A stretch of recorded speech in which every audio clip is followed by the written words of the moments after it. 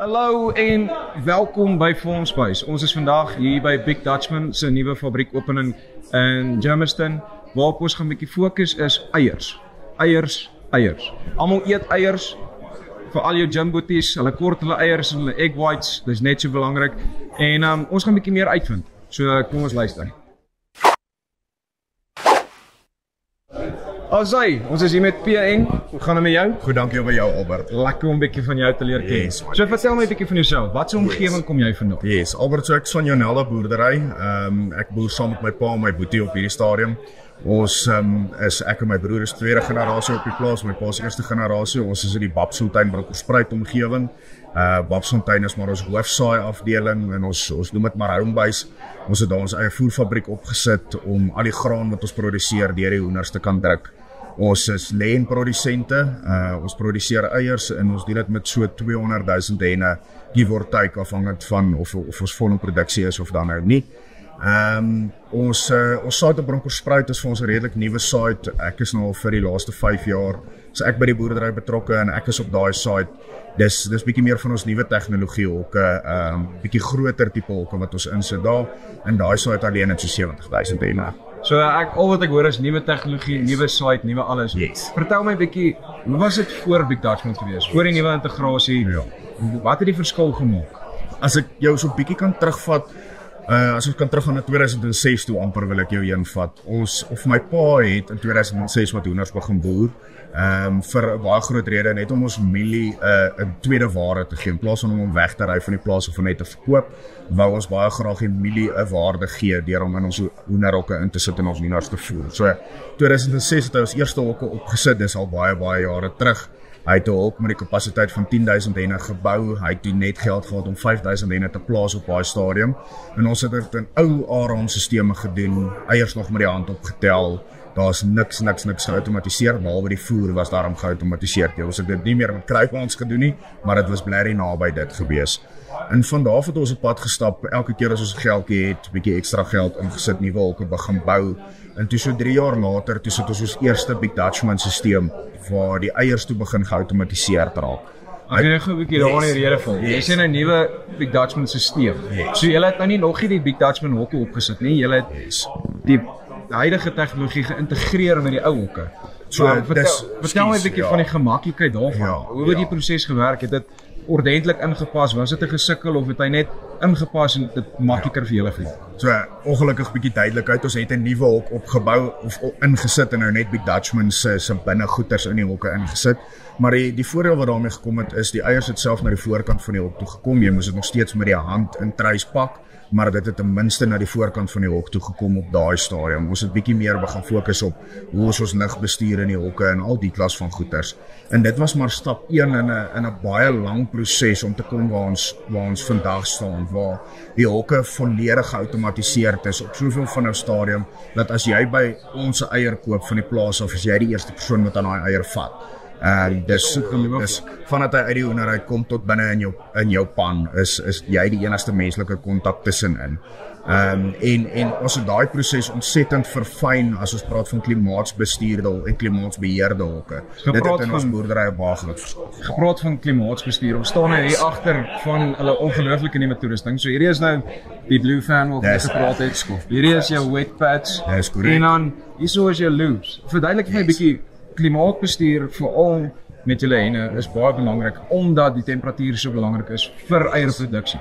Vertel my 'n bietjie, hoe het hierdie extractorstelsel julle klimaatbestuur verbeter, vergemaklik, vergerieflik? So dalk vir die ouens wat nie bekend is met die verskil tussen lê-henne en braaikuikens nie. Braaikuikens het jy nodig om jou hokke 'n bietjie warmer te maak vir hulle om in produksie te wees en effektief te groei. Lê-henne is 'n teenoorgestelde. Ons van 'n temperatuur van 21 grade Celsius konstant deur die hokke handhaaf. En in klimate soos wat ek het op Bronkhorstspruit, waar die somers maklik 36 grade raak en dit raak droë is, sukkel hulle op 'n stadium om jou lug effektief te verkoel dwars deur jou hok. Jy kry dit voor in die hok reg, maar om dit deur die lengte, ons hokke is 100 meter lank, maar deur die lengte van jou hok jou lug effektief te bestuur raak bietjie van 'n kop seer. En toe Big Dutchman saam met skof met hierdie fans uitgekom wat baie meer lug, baie meer effektief skuif. Met hierdie cones wat hulle hier op die buitekant het, is al minder invloed van jou buite klimaat wil ek amper sê, as die wind buite waai, is die invloed baie laer op jou fans binne. En dan die grootste verandering wat dit vir ons gebring het, ons het gepraat of genoem oor die wetpads. So kom ons praat gou 'n bietjie oor die wetpads. So hierso is nou water wat hier deur trikkel. Dis reg. En dan blaas hierdie fan van buite af lug in deur die loops en dan verkoel dit die binnekant. Ja. Is dit die basiese stelsel van hulle? Dis die kort en die lank van die fans maak, hulle praat van negatiewe druk. Jy suig die lug uit die huis uit en jy force dan vars lug weer binne in die hok in. Dit gaan oor die wetpad wat soos 'n radiator werk vir die trekkermanne daar buite. En die louvers maak oop en toe soos wat jou lugbehoefte verander en hy bring dan die lug in die hok in. Jy koel jou 36 grade lug af buite na wat jy nodig het binne in die hok om vir die hoendere gemaklike klimaat te gee. So, kom ons praat produksie. Yes. Hoe groot verskil het hierdie klimaatstelsel in jou produksie op die einde van die dag gemaak? Dit is baie moeilik om 'n spesifieke waarde daaraan te sit, omdat ons toe ons die nuwe hokke opgesit het, so 'n groot stap geneem het van waar ons vandaan kom na die nuwe goeders. Maar ons het deur die bank sekere 5 na 7% ten minste verandering boontoe in produksie gehad van ons ou hokke na hierdie nuwe tegnologie. Right. Weer eens die biosekuriteit, dis 'n baie groot ding. Jy het gepraat van jy is die eerste persoon wat aan die eier vat. Dit is ongelooflik hoe die tegnologie verander het.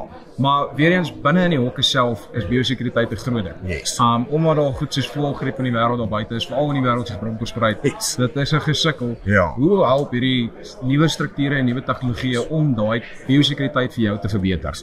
So die grootste voordeel is ons het 'n baie groot vermindering in arbeid gehad. Waar ons in die verlede 3-4 mense vir elke 10,000 henne nodig gehad het, waar jy die eiers moet optel en sorg die voer loop en al daai klas goeders. Ek hardloop nou 'n site met 1 persoon vir elke 10,000 henne. So ons arbeid het drasties afgeneem, want dit is tog jou grootste faktor wat siektes inbring. Dis mense wat in en uit jou hokke uitbeweeg. Die mate van insaal wat ek het ook in my hok deur programme soos Big Farm met Fusion en die klas van goeders kan ek sien wat daar het jy nou iets interessants genoem. Daar het jy nou iets interessants genoem. Yes. Ek het nou al baie gehoor van hierdie Big Farm met Fusion. Ja. Dat jy basies 'n app op jou foon het wat vir jou alles gee wat jy wil hoor. Yes. Hoe werk dit? Hoe integreer dit met die stelsel? Wat se tipe data kry jy ordentlik uit wat jou lewe op die einde van die dag maklik kan maak? So waar dit vandaan kom is daar's 'n ding in die hok, hulle noem dit 'n Viper, is maar sy beheerstelsel of sy brein kan 'n ou maar sê. Hy versamel inligting, voerinname vir die dag, waterinname vir die dag.